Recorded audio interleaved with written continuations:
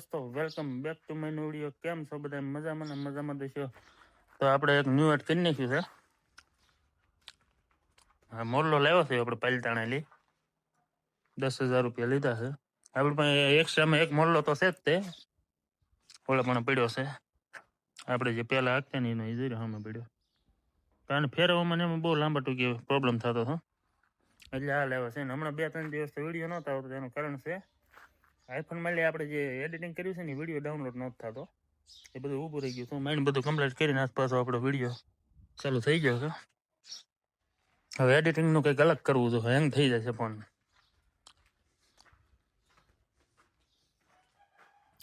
આપણે જવું છે કપાસ લાખવા, ના જોઈને બતાવું કઈ રીતે હાલે છે, આનું કામ કેવું છે।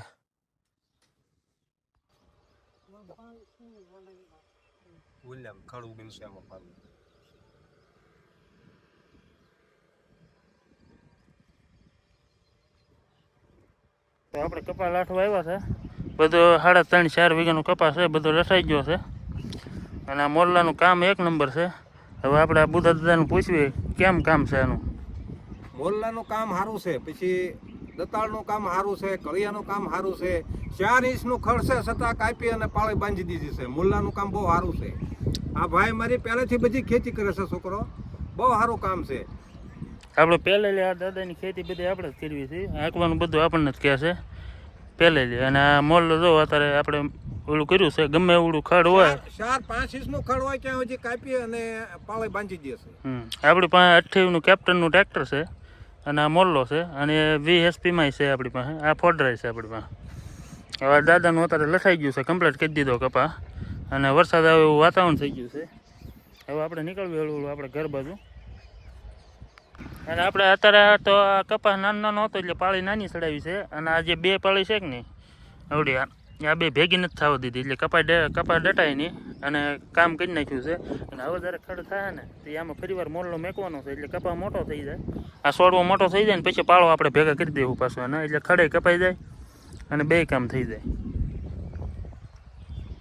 આ દાદાની વાડી છે, બુધા દાદાની। તો એન્ટ્રી થઈ ગઈ છે સાહેબની, અને આપણે આવી ગયા છે ઘેરે પાછા। આની મોરલો દોડેલો છે એ છોડીને મોરલો છોડ નાખવાનું છે, અને પછી ઓલું હાથીડું દોડી લેવું આપણે। જવાનું છે કપાસમાં હાંકવા, આપણા ઘરના ઓલામાં આપણે હાંકવા ગયા જ હતા, પણ ભીનું પડ્યું હતું, પાછા ગયા હતા, 2 ટ્રેક્ટર લઈને ગયા છે। હવે આપણે કપાસમાં હાંકી નાખીએ અને આ ટ્રેક્ટરે લઈ જવાનું છે, આને આપણે સિંગમાં ખાતર વાવવાનું છે ઘરની સિંગમાં, એટલે થોડુંક વાહ રાપડ્યું તો હાલવા દેવી તો, એટલે આ ટ્રેક્ટર લેતા જઈએ, હારો 2 લેતા જઈએ અને જઈ વાળીએ। આ ઘરનું બધું હાંકી નાખ્યું ને પછી વાંધો પછી આ બધું બાયનું હાંકવી અને ઘરનું રહી જાય છે। લો ગાઈસ, તો અમે 2 નીકળી ગયા છે હવે ઘરના કપાસમાં હાથી હાંકવા। આ આપણે હાથી લઈ લીધું છે ટ્રેક્ટરની પાછળ, અને 2 નીકળી ગયા છે હાથી હાંકવા। ઠેઠ સુધી આખો વ્લોગ જોઈજો, મજા આવશે, લાઈક શેર કરતા જજો। મળીએ આપણે કપાસમાં, જોયું કેટલું ભીનું છે, તૂટી જાય કેમ છે, આજે હાંક્યા વગર પાછો આવવાનું ના ખાવા નહીં દે ઘેરે, બીજું કાંઈ વાંધો નહીં। આપણે એમ થાય છે કે ટ્રેક્ટર તો હાંકવા જાય, પણ ચોમાસામાં ભીનું હોય એટલે હરખાને હાંકી ન હાંકીએ, ટ્રેક્ટર ઘણી વખત ખૂટી જાય છે। એટલે હવે આ જોઈએ, આગળ જોજો વ્લોગમાં કેમ થાય છે। અને આવા ખેતીના વિડીયો જોવા કે અમારી ચેનલને લાઈક શેર અને સબસ્ક્રાઈબ કરવાનું ભૂલતા નહીં, અને જોવો આગળ।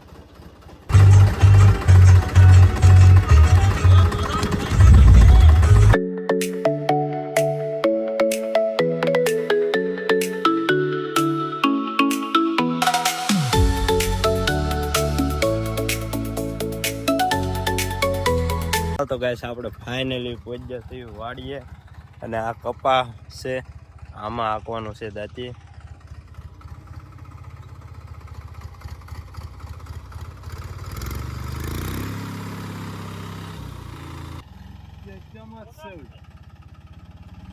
તો ગાઈસ આ ટ્રેક્ટર ચોમાસાનું ખૂટી જાય છે, કેમ લાગે છે, હાલશે કે નહીં આપણે જોઈએ આગળ।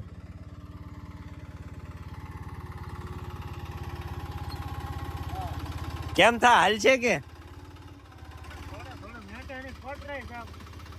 4x4 છે એટલે વાંધો ન આવે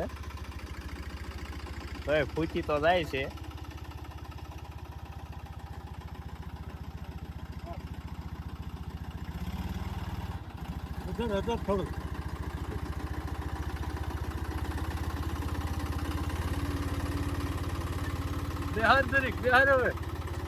બેહાર થોડુંક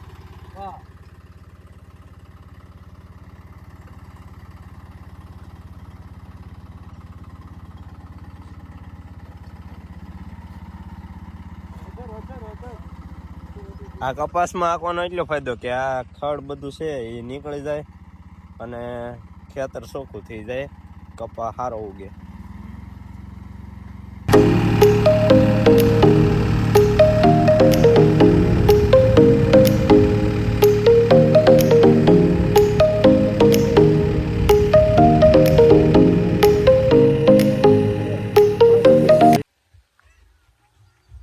ઘડીક ઉભા રહેતા તો વરસાદ ચાલુ થઈ ગયો જો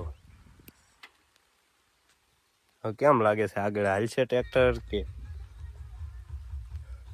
જોયો આગળ વરસાદ તો ચાલુ થઈ ગયો છે જો વધારે વરસાદ આવશે તો ટ્રેક્ટર ખૂચી જશે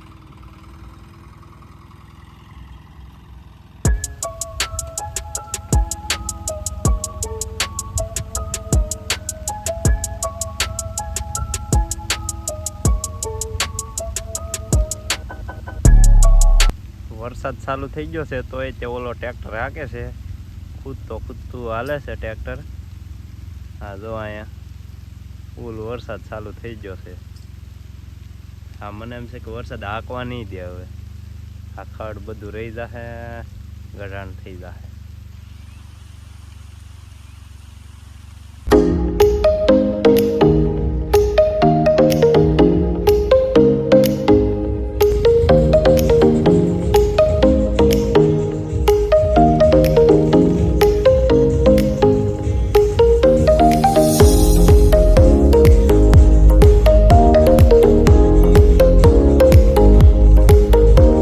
હાલી ગયું છે અડધેલી વલપલી દેખાય ને અડધેલી પટ્ટા હાલી જશે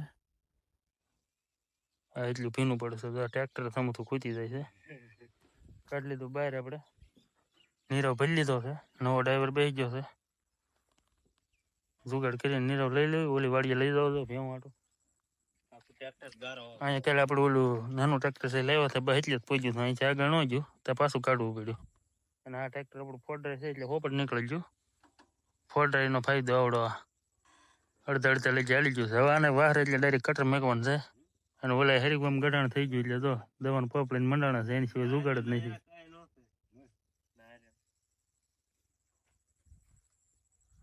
ચાલો તો નીકળવું આપણે રૂમાલ બુમાલ બાંધી દે હરખો નીરવ પડે ની પાછળ લીધું પોટકું અને અહીંયા આ શેક ને ખેતરની હેઠે છેતરીજી છે અહીં કેવો છે વરસાદ આવે ને એટલે આખા ગામની જમીન વાહરી જાય પણ આ બધી હળંગ આ જેટલી પટ્ટામાં જમીન છે ને બધી ભીની હોય આમાં ખૂટી જાય 4-5 દી 6 દીનો તડકો નીકળ્યો તો હજી વાહરી નથી ટાંકર ખૂટી જાય અને જો કાંઈ ભેગું થયું નહીં એ હરીકવામ થઈ ગયું ગઢાણ એટલે હવે મંડાણા પપ લઈને પહોંચી ગયા છે આપણે ઉપરની વાડીએ ભેહું નીરી દીધું ખાવાનું ચાલુ થઈ ગયું ઓલી પાસે પાડો છે આ ભે અને આ ભે ટ્રેક્ટર પડ્યું છે આપણું સામે નીરા ઉતારી લીધો છે બધા